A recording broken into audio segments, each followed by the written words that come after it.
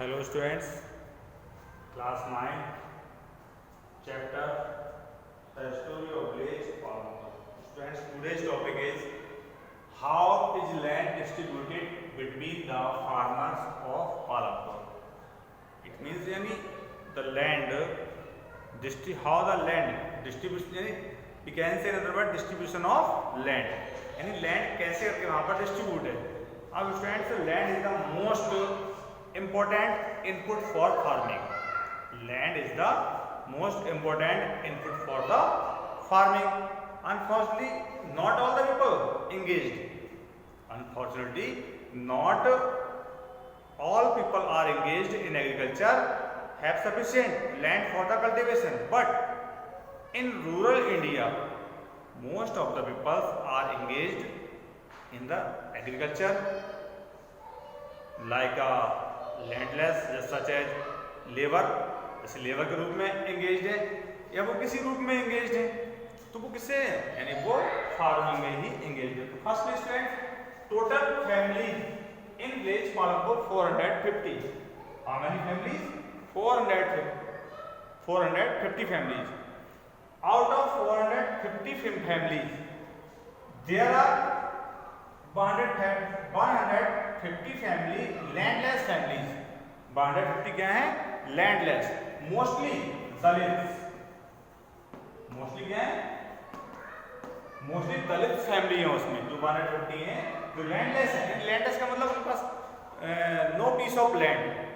No piece of land यानी जमीन का कोई भी उनके पास टुकड़ा नहीं. और मोस्टली क्या है? दलित है. सेकेंडली स्टूडेंट्स क्या है यहाँ पर? Secondly small plots of land less than 2 hectares, यानी जिनके पास 2 हेक्टेयर्स तक, यानी स्मॉल साइज ऑफ प्लांट्स हैं, प्लॉट्स हैं जमीन के, उनके पास मैक्सिमम 2 हेक्टेयर्स तक उनके पास क्या है? जो लैंड है, पीस ऑफ लैंड. फैमिलीज 240. कितनी फैमिलीज हैं इस टाइप की? 240 फैमिलीज हैं. And income of the farmer family, और अपनी इनकम जो है वो इसी फार्मिंग से अपनी करते हैं. 240 families. Medium and large families 60 families. Medium and large क्या है आपकी? 60 फैमिलीज हैं. और दीज है यानी medium and large farmers have, यानी medium have who cultivate more than 10 hectares of lands, यानी कुछ के पास एवं भी है, यानी 10 हेक्टेयर और उससे ज्यादा भी. 10 हेक्टेयर और एबव, यानी मीडियम और large farmer. Few farmer there are 60 families ऐसी हैं जिनके पास 10 हेक्टेयर के आसपास है, उससे प्लस क्या है उनके पास? प्रॉपर्टी यानी जमीन है. नेक्स्ट जो टॉपिक है हमारा, नेक्स्ट टॉपिक है कि who will provide the labour. Who will provide the labour. Students, labour को प्रोवाइड कौन कराता है? अब here students, land labour is, यानी land labour is a necessary factor of production. यानी जो लेबर है students, it is a important factor, यानी important factors of production. Okay students, यानी ये क्या है? इंपॉर्टेंट फैक्टर, यानी अगर लेबर नहीं है तो हम अपनी फार्मिंग यानी जो प्रोडक्शन है वो नहीं कर पाएंगे. अब because farming required a hard work. Farming required a hard work. Family, अब small farmers their families cultivate their own fields, यानी क्या करते हैं? वो अपनी फील्ड में खुद कल्टीवेट करते हैं.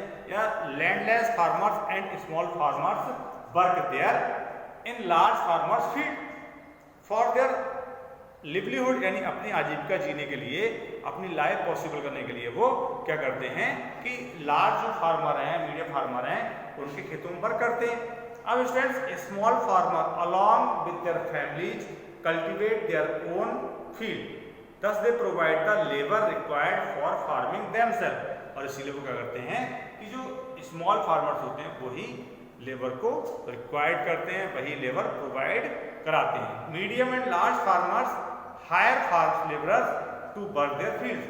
और जो मीडियम और लार्ज फार्मर्स होते हैं वो स्मॉल फार्मर्स और लैंडलेस फार्मर्स को हायर करते हैं अपने खेतों में, अपने प्लॉट्स में वर्क करने के लिए। अब स्टूडेंट्स यहाँ पर क्या है कि जो फार्मर्स हैं यानी फार्म लेबर जो होते हैं यानी प्लॉट्स ऑफ लैंड, अब इसमें होता क्या है कि जो लेबरर्स होती है unlike farmer farm labourers do not have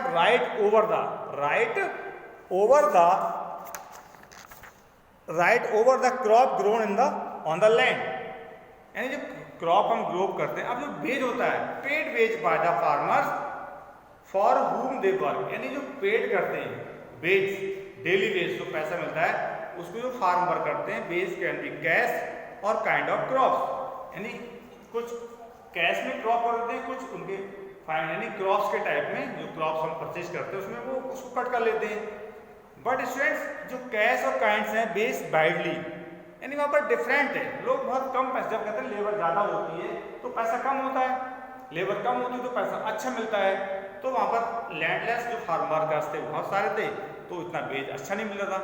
तो unlikely a farm labour might be employed on a daily basis on the one particular farm activities like harvesting, crops harvesting होती हैं या जो एक्टिविटीज होती हैं होल ईयर उनमें जो work होता है उसमें वर्क करते हैं। अब जैसे वहाँ पर जैसे एक स्टोरी डाला की है कि Dala as a landless farm labour who work on daily base in Palampur. जो डाला था उसके पास नो पीस ऑफ लैंड और वो डेली मीडियम और लार्ज फार्मर्स के यहाँ पर क्या करता था, वर्क करता था। So he means must regularly work, यानी वो डेली वर्क करता था। अब minimum wage farm labour set by, अब गवर्नमेंट ने किया कि 2017 में स्टूडेंट्स 2017 में गवर्नमेंट ने इन मार्च 300 रुपीज जो था